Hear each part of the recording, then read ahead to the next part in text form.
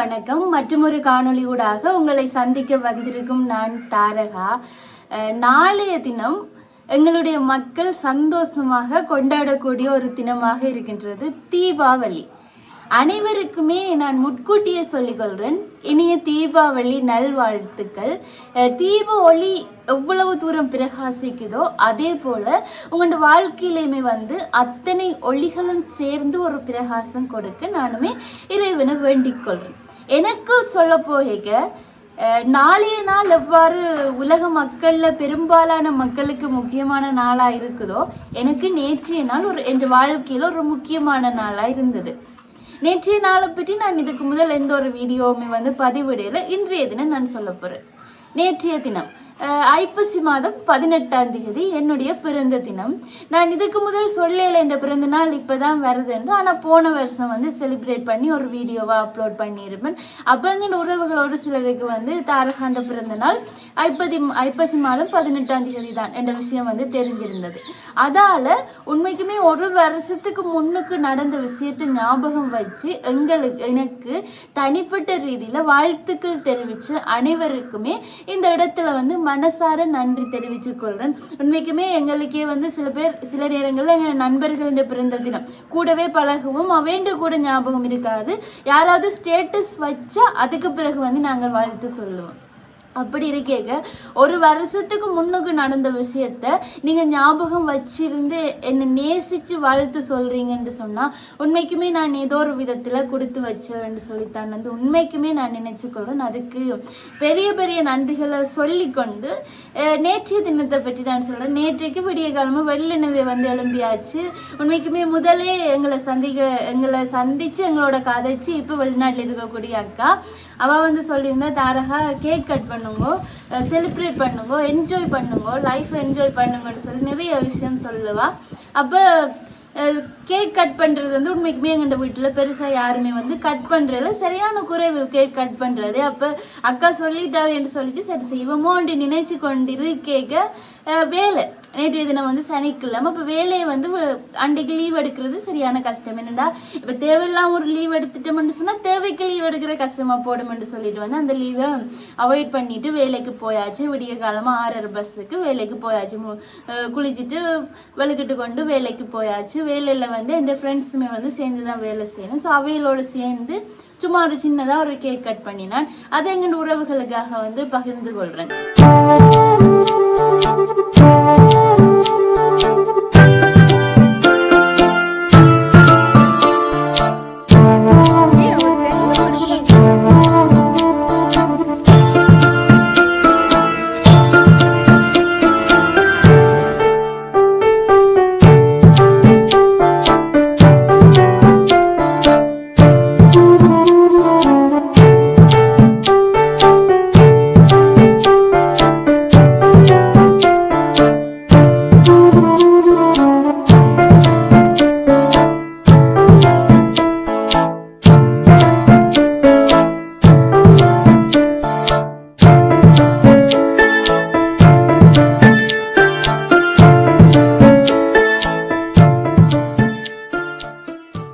பார்த்திருப்பீங்கள் எப்படி இருந்தேன்னு சொல்லி கருத்து பட்டியல உங்களோட கருத்துக்களை பதிவிடுங்க.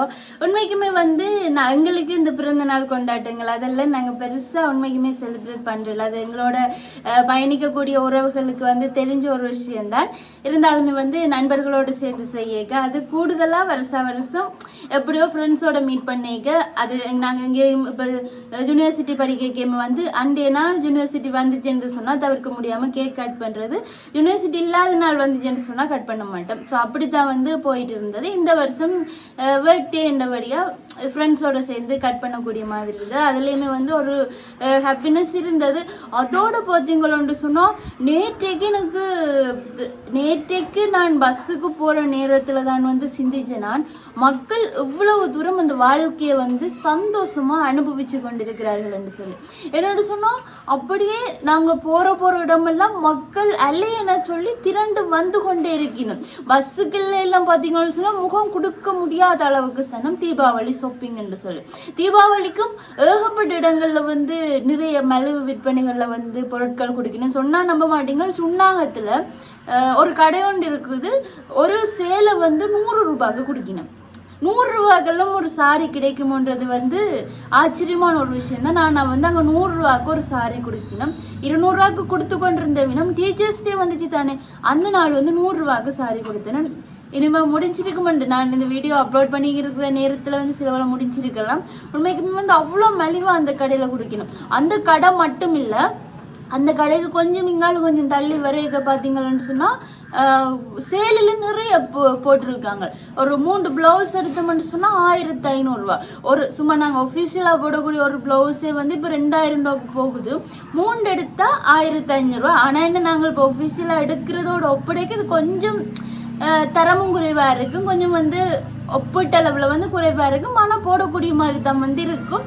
அவ்வளவுத்துல வந்து விலை குறைவாமே வந்து மக்களை கவர்ந்து இழுக்கிறதுக்காகவே நிறைய விஷயங்கள் வந்து நடந்து கொண்டிருக்குது. நான் இந்த முறை தான் வழக்கமாக தீபாவளி தைப்பொங்கல் அது வருதுன்னு சொன்னாலே முதல் நாள் வந்து நாங்கள் பஸ்ஸில் பிரயாணம் செய்கிறத தவிர்த்துடுவோம். ஏண்டா அது அவ்வளோ சன நெரிசலாக இருக்கும், எங்களுக்கு வந்து ஆபத்துகளும் வரக்கூடிய வாய்ப்பு இருக்குமென்ட்டு வந்து தவிர்த்துடுவோம். ஆனால் நேற்று ஒன்றும் செய்யாத பட்சத்தில் வந்து போனாங்க. எங்களுக்கெல்லாம் பார்த்தீங்கன்னு சொன்னால் வரைக்க வீட்டை திரும்பி வரைக்க பின்னேரம் 6:45 தான் வந்து பஸ் கிடைச்சது. அப்போ வீட்டை வர எத்தனை மணி ஆயிருக்குமென்னு யோசிப்பாருங்க. அவ்வளோ சனம் இல்லாத ஒரு பஸ் பார்த்து ஏறணுமென்று சொல்லிட்டு நாங்கள் நின்றுனாங்க. அப்படி வந்து மக்கள் தங்களோட வாழ்க்கையை சந்தோஷமா அனுபவிக்கணும். ஆனால் உண்மைக்குமே அது வரவேற்கக்கூடிய விஷயம் தான். இருக்கிறது ஒரு வாழ்க்கை, அதை வந்து சந்தோஷமா அனுபவிச்சுட்டு போயிடலாம் தானே, அதுல எந்த ஒரு தப்புமே இல்லை தானே. அப்படியே வந்துட்டு நாளைக்கு தீபாவளி வருது. தீபாவளி நேரம் உண்மைக்குமே வந்து பட்டாசுகள் கொளுத்துறது என்று சொல்றது வந்து ஒரு பெரிய ஒரு விஷயமா இருக்குது. பட்டாசு கொளுத்துறதா இருக்கட்டும், கடற்கரைக்கு போறதா இருக்கட்டும், இப்போ வந்து காலநிலையில பார்த்து அதுக்கேற்ற மாதிரி முடிவுகளை எடுத்து எங்கண்ட கொண்டாட்டங்களோட கூடின பாதுகாப்பும் இருக்க வந்து நல்ல விஷயம். என்ன எங்கண்ட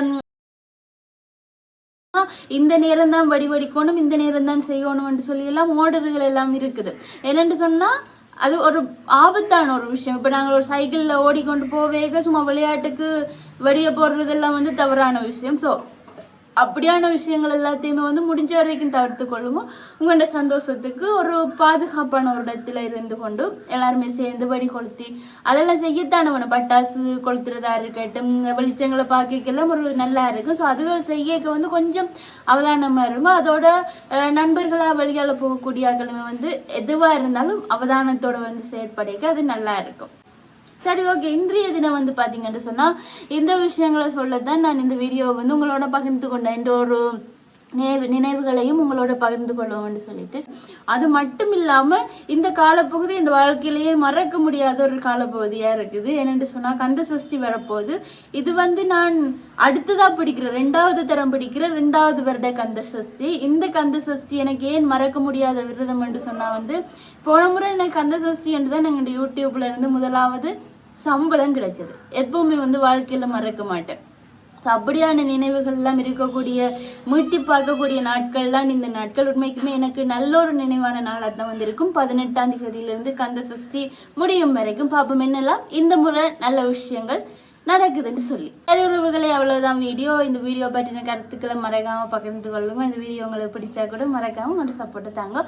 நாளை தினம் சந்திப்போம். அது வரைக்கும் உங்களிடமிருந்து விடைபெறுகிறேன் தாரகா. நன்றி.